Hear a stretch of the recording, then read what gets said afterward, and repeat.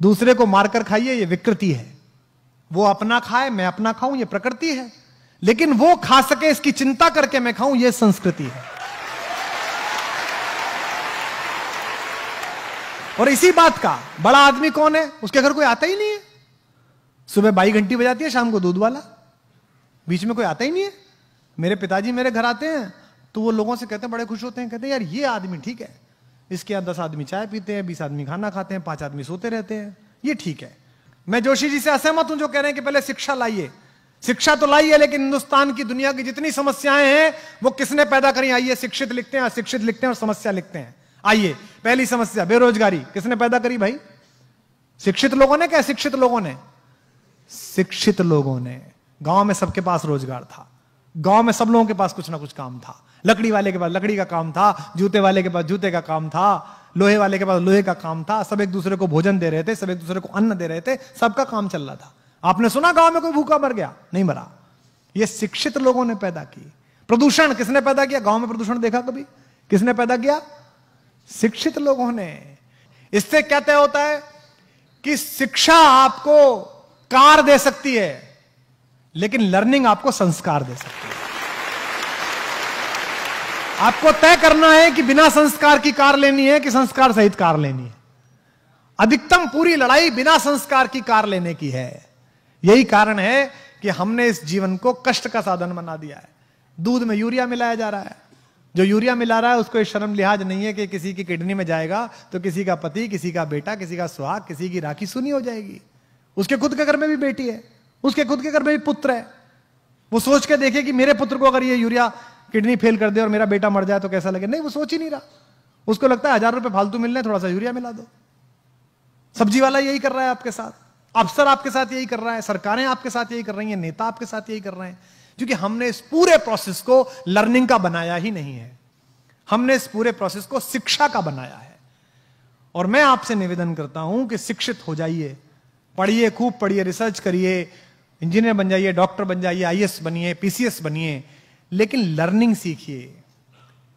कोई नासा नहीं गए थे वो गांव के लोग जो गौरैया को धूल में लेटते हुए बता देते थे कि आज पछुआ के साथ बादल आएंगे।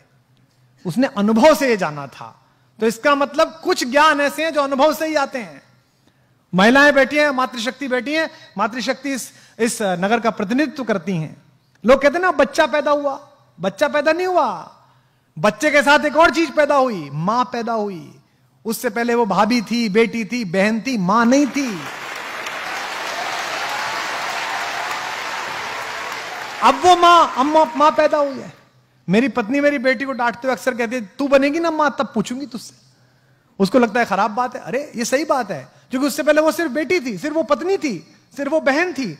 जिस बार पहली बार उस शिशु ने आकर किलकारी भरी, उस दिन मां को पता चला कि मैं मां हूं, मेरा बोध क्या है, मुझे जगना इसके अनुसार है, मुझे सोना इसके अनुसार है, मुझे इसका सब काम करना है। उस दिन से उसका बोध पैदा हुआ। तो जैसे आप ज्ञान के साथ यात्रा करते हैं, आपके मन में नई जिज्ञासा पैदा होती है, तो यकीन मानिए आप भी पैदा होते हैं, साथ साथ आप भी नए तरीके से पैदा होते हैं।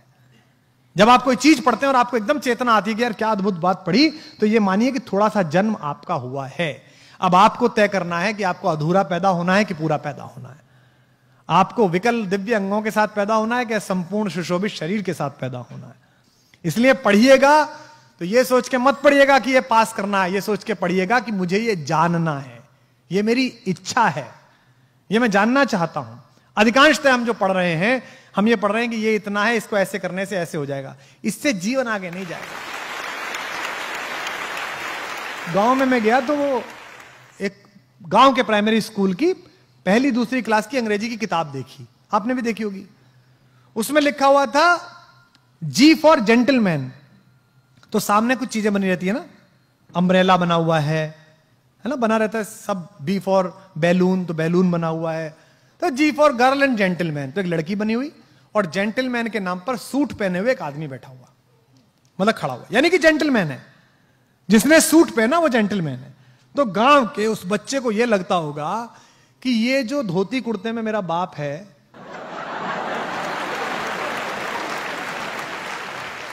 ये जो खेत में जाता है, गुरु ये जेंटलमैन नहीं है।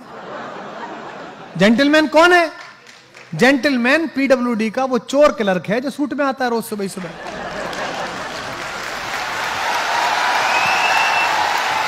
यही तो हुआ। तो जेंटलमैन की परिभाषा क्या बनाई आपने? वस्त्र से बना दिया आपने। बच्चे के दिमाग में आरोपित कर दिया भाव कि जेंटलमैन होना मतलब कपड़े ऐसे पहनना। हमारी भी ब्रांड की टीम लोग कहते हैं कि ये क्या पहन लेते हो आप? आज ही कह रहा था ये क्या पहन लिया। मैंने कहा मेरी कमीज सुनेंगे कि मुझे सुनेंगे? भाई विवेकानंद से क्या कहा था शिकागो परिषद में?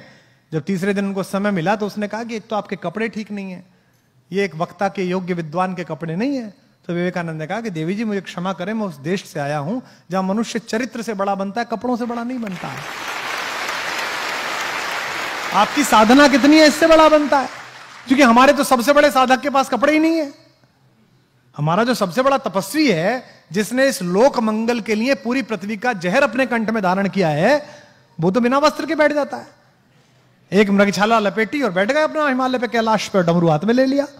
उनसे तो किसी ने नहीं कहा कि आपने कपड़े क्यों नहीं पहने साहब, आप ऐसे क्यों दिख रहे। और वो लोक मंगल का समन्वय का सबसे बड़ा प्रतीक है हमारी पृथ्वी पर, हम सब आस्तिक लोगों के लिए। तो आपके चारों तरफ जो कुछ साधारण है उसी में असाधारण है। इसलिए जितने लोग यहां पर हैं, अगर परंपराओं से आपको कहानियां प्राप्त हुई हैं, पुराने लोग बैठे हैं, याद करिए कि बचपन में क्या कहानी थी। बचपन में कहानी थी कि आचार्य धौम्य ने अपने शिष्य आरुणि से कहा कि भाई मेरे खेत में पानी लगेगा, तुम वहां चले जाओ बेटा। तो वो चला गया, वहां मैंड गिर गई पानी को रोकने वाली, तो उसने अपना शरीर अड़ा लिया। बचपन में क्या कहानी थी, ये हो गया, तो उसके बाद ये तपस्या कर, ये फायदा हो गया। अब आपको कहानी क्या मिली? छोटे बच्चों को जादुई शक्ति मिली, तो झाड़ू नीचे लगाई उसने, हैरी पॉटर ने, और वो खुद ही जेट का जहाज बन के उड़ गया भाई। तो पूरा काम किस पर है कि जादुई शक्ति मिल जाए, कुछ जादू हो जाए, क्योंकि बाजार आपको ऐसा बना रहा है। इस परिसर में बैठे हुए बच्चों, अपनी आर्थिक स्थिति पर बिल्कुल परेशान मत होना। अर्थ तय नहीं करता कि आपके जीवन का अर्थ क्या होगा, अर्थ से तय नहीं होगा, यह बाजार तय करा रहा है। विज्ञापन आ रहा है, पत्नी से करें प्यार तो डायमंड से कैसे इनकार। अच्छा, मतलब जो डायमंड लाके नहीं दे रहा वो प्यार नहीं कर रहा। और कईयों ने तो वो नीरव मोदी वाले दे दिए, बोले जी फर्जी निकल गया डायमंड। मैंने कहा प्यार भी तो फर्जी था तेरा, डायमंड भी फर्जी निकल गया। यानी कि बाजार ने ये काम करा दिया तो अच्छा हो गया, और नहीं करा दिया तो उसकी इच्छा अधूरी रह गई। ये किसने किया है? ये उन्होंने किया है जिनको अपना कूड़ा हिंदुस्तान की 135 करोड़ जनता के सिर पे लादना है। ये उनका किया हुआ काम है, इसका कोई मतलब हमारे आंतरिक सुख से नहीं है। मैं गांव गया जी अभी 1-1.5 साल पहले, वो एक चैनल ने मेरे ऊपर डॉक्यूमेंट्री की, वो प्रोग्राम बनाते थे व्यक्ति विशेष। तो मुझसे बोले जी आपका गांव जरा, आप वहां चलेंगे, थोड़ा गली में घूमेंगे, तो हम पीछे कैमरा लेके चले जाएंगे। मैंने कहा भाई चलो, तो मैं चला गया। तो वहां खेत की तरफ गए तो 2-4 बालक भैंस की पीठ पे बैठ के घूम रहे। तो वो लड़की जो चैनल वाली, वो कह रही थी ओ माय गॉड सर, क्या पुअर, देखिए कितने पुअर हैं और कैसा, मतलब देखिए कैसा लग रहा है इन्हें। मैंने कहा तेरी मर्सिडीज से ज्यादा खुश है वो। हाँ, पूछ के देख उसके अंदर कितना कितना अंदर से आनंद बह रहा है। उसने इस भैंसे की जो मचक है ना, उसके हिसाब से अपना शरीर ढाल लिया कि यूं मुड़ेगा और यूं मुड़ेगा।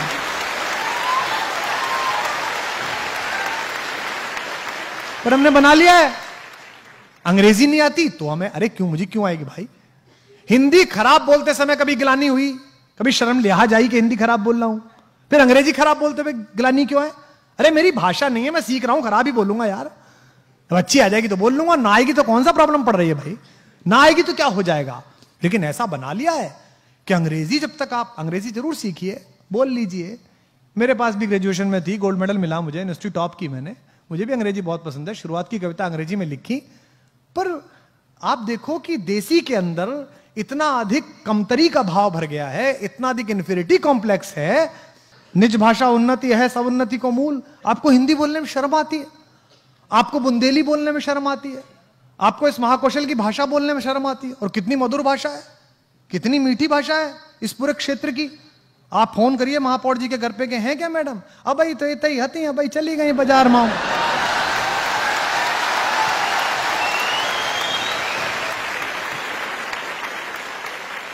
ये बेसिकली कमतरी है कि साहेब बोलता था तो नौकर भी बोलेगा। तो भाई तुम होगे नौकर, तुम्हारे बाप होंगे नौकर, मैं आजाद हिंदुस्तान में पैदा हुआ हूं, मैं हिंदी के हिंदुस्तान में पैदा हुआ, और मैं इस मानस भवन में संस्कारधानी के पूरे इतिहास की शपथ खा के कह सकता हूं कि 1000 कमियां हैं हम में, पर पूरे विश्व में ऐसा देश नहीं है जिसमें हम पैदा हुए हैं, पूरी दुनिया में ऐसा देश नहीं है। रात भाई का शेर है, ना किसी राहबर न रहगुजर से निकलेगा, हमारे पांव का कांटा हम ही से निकलेगा।